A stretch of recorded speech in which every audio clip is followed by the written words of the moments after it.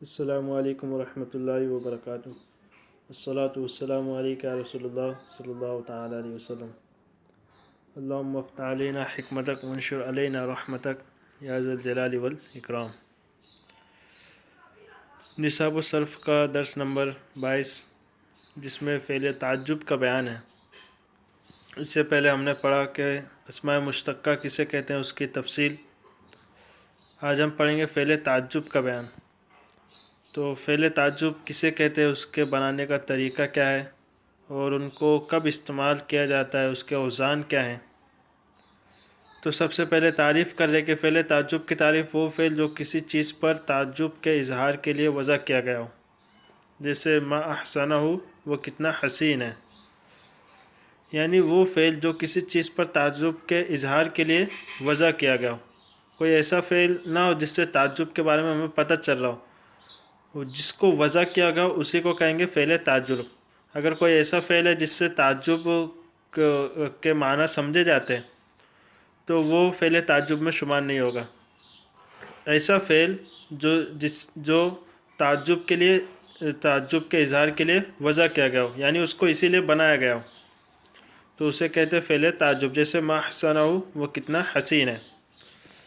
اب اس کے بنانے کا طریقہ کیا ہے، تو فعل تعجب بنانے کا طریقہ بتا رہے ہیں کہ ثلاثی مجرد سے فعل تعجب کے 3 اوزان ہیں: ما افعلہ، افعل بھی اور فعولہ۔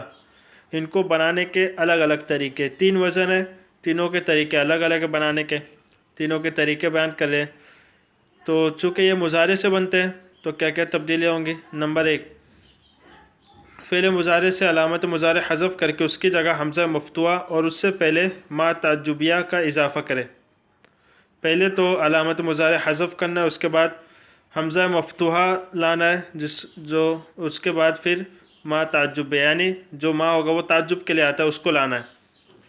علامت مضارع کو حذف کرنے کے بعد حمزہ لگانے کے بعد پھر عین اور لام کلمہ کو فتح دینا ہے۔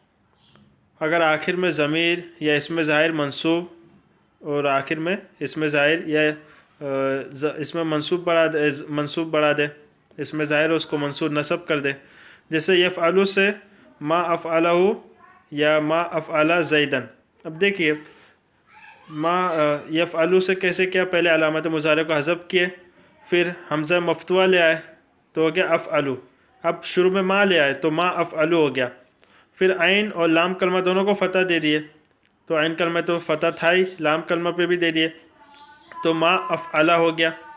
آخر میں ضمیر لے آئے یا اسم ظاہر لائے، ضمیر لائے تو افعلہ ہو، جیسے ما افعلہ ہو، اور اگر اسم ظاہر لائیں گے تو اس کو منصوب لائیں گے، جیسے ما افعلہ زیدن لائیں گے۔ تو یہ ایک وزن تھا اس کے بنانے کا طریقہ۔ دوسرے کے بارے میں بتا رہے کہ فعل مضارع سے علامت مضارع کو حذف کر کے اس کی جگہ حمزہ مفتوحہ کا اضافہ کرے اور عین کلمہ کو کسرہ دے کر لام کلمہ کو ساکن کر دے، اور آخر میں حرف جر بھی کے ساتھ ضمیر یا اسم ظاہر مجرور لے آئیں۔ دوسرے وزن جو بتایا تھا افعل بھی، اس کے بنانے کا طریقہ کیا ہے کہ علامت مضارع کو حذف کرنے کے بعد حمزہ مفتوحہ لگانا ہے، پھر عین کلمہ کو کسرہ دینا ہے، اس میں عین کلمہ کو کسرہ دیں گے اور لام کلمہ کو ساکن کر دیں گے، اور آخر میں حرف جر با لے آئیں گے۔ اب اس کے بعد ضمیر لے آئے یا اسم ظاہر لائے۔ اب ظاہر بات ہے کہ جب حرف جر با آئے گا اس کے بعد اسم ظاہر جو ہوگا اس پہ وہ زیر آئے گا، مجرور ہوگا وہ، تو ہو گیا یفعلو سے افعل بھی یا افعل بزیدین۔ تیسرا وزن اس کے بارے میں بتا رہے کہ فعل مضارع سے علامت مضارع حذف کر کے فا کلمہ کو فتح، عین کلمہ کو ضمہ اور لام کلمہ کو فتح دے دیجئے۔ یہ تیسرا طریقہ آسان ہے۔ اس میں آپ کو کہنا ہے علامت مضارع کو حذف کرنے کے بعد فا کلمہ کو فتح دینا ہے اور عین کلمہ کو ضمہ اور لام کلمہ کو فتح، جیسے یفعلو سے فعولہ۔ اب دوسری بات یہ بھی کہ ان تینوں اوزان کے معنی ایک ہی ہوتے ہیں۔ اب کہیں پہ کوئی پہلا وزن استعمال کر لیتے، کہیں دوسرا وزن، کہیں تیسرا۔ اب تنبیہ میں بتا رہے کہ خیال رہے کہ ہر فعل سے فعل تعجب نہیں بن سکتا، فعل لازم ہوتے ہیں، فعل متعدی، تو ہر فعل سے فعل تعجب نہیں بنتا ہے، بلکہ اس کے بھی وہی شرائط ہیں جو اس میں تفصیل کے بیان میں ذکر کیے گئے ہیں۔ اس میں تفصیل میں چند شرائط بیان کیے تھے کہ فعل متصرف ہو، فعل تام ہو، وغیرہ وغیرہ، تو یہ سب چیزیں فعل تعجب میں بھی پائی جائیں گی۔ اس کے بھی وہی شرائط ہے جو اس میں تفصیل میں بیان ہوئے۔ پھر دوسری شرائط اس میں یہ بھی بتائے تھے کہ پھر یہاں بھی وہی تفصیل ہے کہ اگر فعل میں اول الذکر 5 شرائط یعنی جو پہلے کی 5 شرطیں بیان کی تھی اس میں تفصیل میں، اس میں سے کوئی شرط مفقود ہو تو اس سے بھی فعل تعجب اصلا نہیں بن سکتا، یعنی نہ افعلہ کے وزن پہ بنے گا، نہ افعل بھی، نہ فعلہ بنے گا ہی نہیں اس سے کسی بھی وزن پہ۔ اور آخر کی 3 جو شرائط تھے، آخر الذکر 3 شرائط میں سے کوئی شرط مفقود ہو تو اس سے ان اوزان پر تو فعل تعجب نہیں بن سکتا، یعنی جو اوپر بیان ہوئے 3، لیکن ایک دوسرا طریقہ ہے کہ اس سے ہم مان لیتے کہ ہاں یہ فعل تعجب ہے دوسرے باب سے۔ تو البتہ ایک اور طریقہ سے بنایا جاتا ہے، وہ طریقہ کیا ہے کہ اس فعل کے مصدر سے پہلے ما اشدہ یا اشدد لگائیں گے، پھر کیا کرنا ہے، ما اشدہ کے ساتھ مصدر نکرہ اور منصوب لائیں گے، مصدر کو نکرہ لانا اور منصوب، جیسے ما اشدہ استقامتاً، وہ کس قدر استقامت والا ہے۔ اور اس میں تفصیل میں کیا تھا، مصدر پہ اس میں الف لام بھی لائیں گے، ٹھیک ہے، تو یہ فرق ہو گیا دونوں میں۔